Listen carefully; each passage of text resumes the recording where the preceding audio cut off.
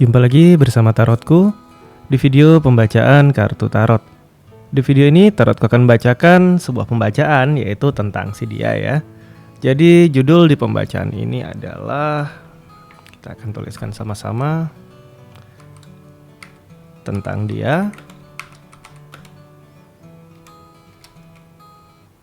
yang perlu kamu ketahui. Jadi kita akan baca mengenai si dia, hal-hal apa saja sih yang perlu kamu ketahui ya.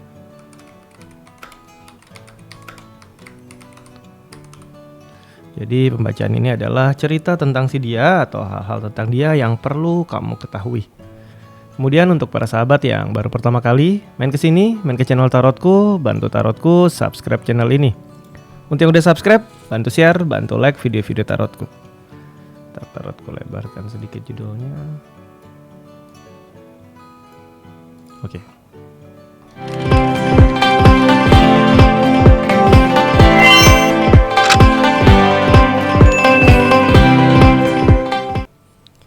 Oke, kita akan mulai baca sama-sama ya. Sekarang fokus, bayangkan si dia. Kita akan baca sama-sama, Tarotku akan mulai shuffle kartunya ya. Fokus, bayangkan si dia. Lalu sekarang tanyakan dalam hati. Yang perlu aku ketahui tentang dia. Kembali ya, tanyakan dalam hati. Yang perlu aku ketahui tentang dia. Sekali lagi, tanyakan dalam hati, yang perlu aku ketahui tentang dia. Kita akan baca sama-sama ya. Karena seringkali dalam sebuah hubungan, kadang-kala udah deket banget, tapi banyak sekali hal-hal yang gak saling terbuka. Dan kadang ada hal-hal yang cukup penting, cukup vital tentang dia, tapi kita gak tahu. Nah, sekarang kita akan baca sama-sama ya. Tetap fokus ke si dia, Tarotku akan ambil satu buah kartu. Tetap kembali fokus ya. Fokus si dia, Tarotku akan ambil 3 buah kartu lagi. Kita akan perluas lagi.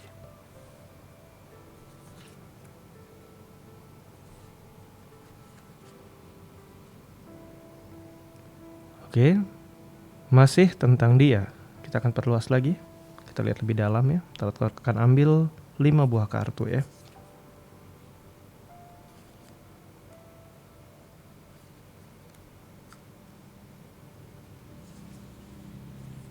Masih tentang dia. Oke.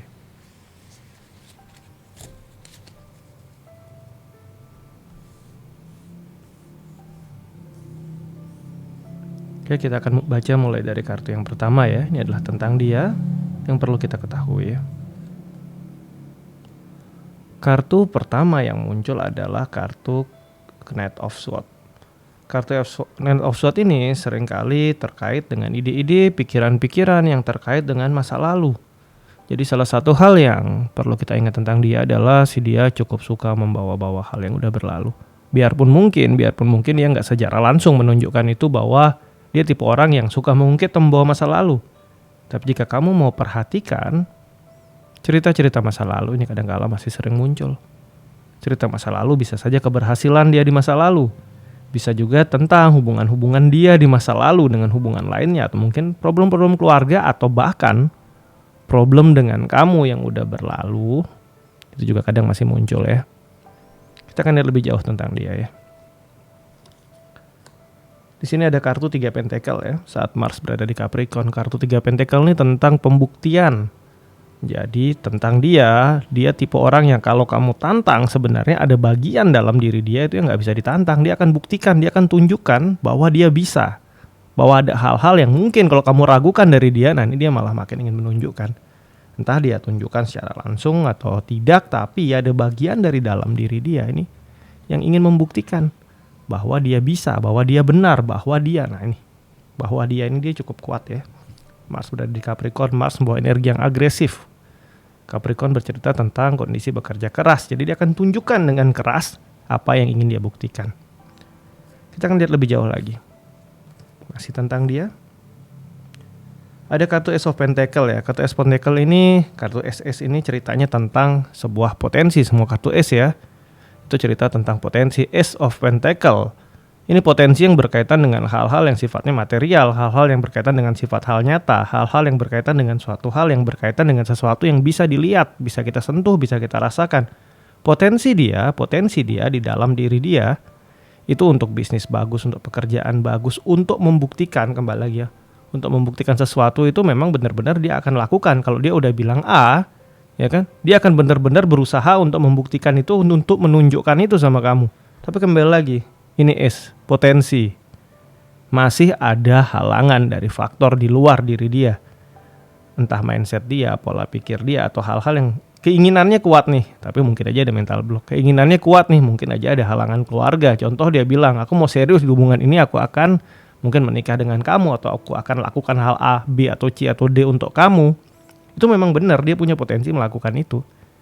Tetapi halangan-halangan lingkungan tetap mempengaruhi, karena ini masih potensi ya. Kita akan lebih lanjut, cerita tentang dia, atau hal tentang dia yang harus kamu ketahui ya. Ada kartu 6 pedang ya. Kartu 6 pedang ini sebenarnya cerita yang baik. Kemajuan bersama orang yang disayang, perjalanan bersama orang yang disayang. Saat Merkuri berada di Aquarius, dia akan bergerak melangkah bersama orang yang disayang, bersama orang yang dia pilih. Jika dia memang pasangan resmi kamu, ini jadi kartu yang sangat baik. Karena dia akan selalu ada di kondisi bahkan paling berat sekalipun saat dia melangkah maju, dia akan bawa kamu. Tapi hati-hati. Jika si dia bukan pasangan resmi kamu atau sudah ada hubungan lain yang dia jalin sama si dia, kartu ini menjadi penanda bahwa saat Merkuri di Aquarius, hubungan lain di luar hubungan resmi hanya hubungan sesaat, dia akan tinggalkan dan dia akan kembali ke hubungan aslinya. Jadi hati-hati. Untuk kamu yang memang dia adalah pasangan resmi kamu, ini bagus. Tapi jika tidak, hati-hati. Karena bisa jadi Merkuri ini terkait dengan kartu Magician. Oleh karena itu ini terkait dengan suatu hal-hal yang sifatnya hanya terlihat seolah-olah baik tetapi tidak bertahan lama. Ada kondisi ini di sini ya. Jadi hati-hati. Kita akan lihat lebih jauh lagi tentang dia.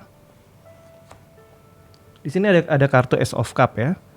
Jadi kartu-kartu Ace, ingat tadi kembali tentang potensi Ace of Cup. Di sini tadi Ace of Pentacle, potensi bahwa dia bisa berkarya, menghasilkan sesuatu, punya kemampuan bekerja yang baik. Sedangkan di sini dia adalah orang yang sebenarnya itu perasaannya sangat lembut, sangat halus, punya kemampuan mencintai yang baik. Nah, jika kamu nggak menemukan ini di dia, si dia kelihatan nggak romantis, ya berarti dia punya kondisi terluka dengan masalah ini. Berarti pernah ada luka batin yang kuat yang ada pada diri dia. Karena diri dia yang terdalam sebenarnya ini lembut, penuh cinta, pintar, dan tahu cara membuat orang merasa dicintai. Kita akan lihat lebih jauh lagi ya. Di sini ada kartu 10 tongkat ya. 10 tongkat ini adalah sebuah kondisi tentang memperbaiki suatu kesalahan yang mungkin bukan salah dia, ya tapi dia harus tanggung. Jadi yang harus kamu tahu dari dia ada beberapa hal, ada beberapa tanggung jawab yang saat ini sedang dia selesaikan, sedang dia kerjakan, sedang dia bereskan. Mungkin saja tidak terkait langsung dengan si dia, tapi hubungannya sama orang dekat dia. Atau ada hal-hal lain yang membuat dia merasa harus bertanggung jawab dan sedang dia selesaikan. Saturnus berada di Sagittarius. Saturnus membawa limitation atau pembatasan. Sagittarius hubungannya dengan rencana-rencana jangka panjang. Ada banyak hal yang membuat rencana jangka panjang dia tertunda atau dibatasi karena ada sebuah tanggung jawab yang harus dia selesaikan. Bisa jadi terkait dengan keluarga dia, bisa jadi terkait dengan pekerjaan, bisa juga terkait dengan hubungan lain yang masih ada hubungannya sama dia, ini juga bisa.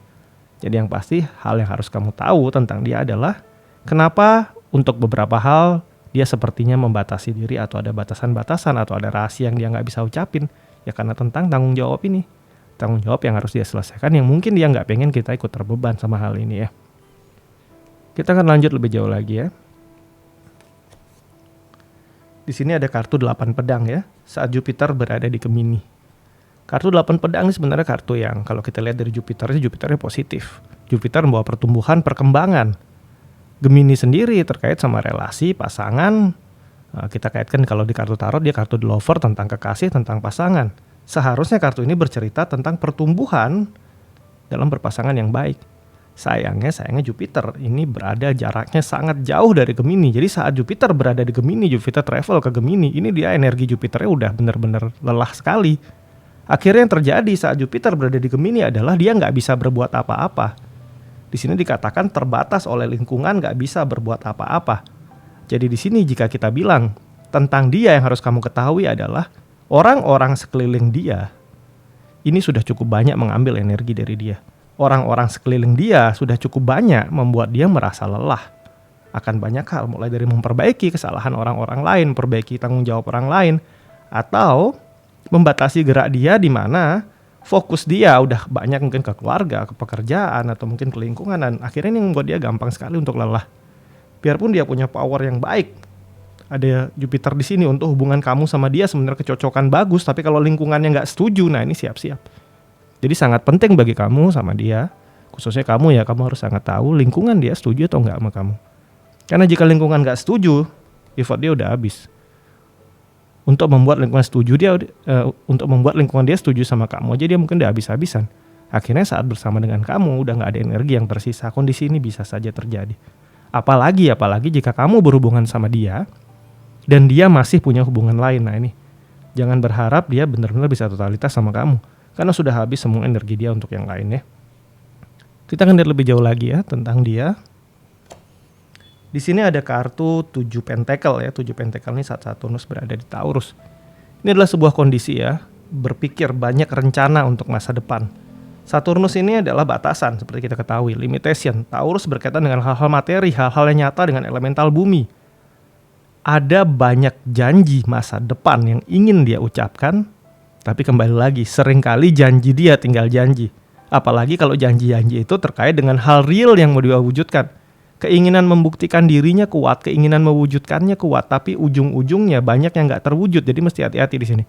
Jika dia berjanji 10, oke, kita beri batas. Oke, jika 10 mungkin bisa terwujud 6, itu udah bagus.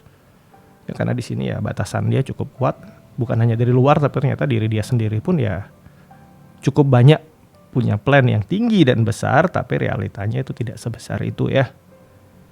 Kemudian kita lihat lebih jauh lagi.